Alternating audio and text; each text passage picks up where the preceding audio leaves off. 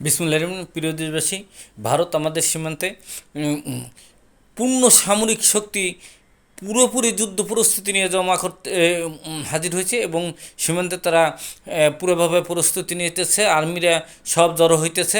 এখন আমাদের স্বাধীনতা সার্বভৌমত্বের জন্য পুরোপুরি হুমকি স্বরূপ এবং তারা আর যুদ্ধ করবে কাদের সাথে?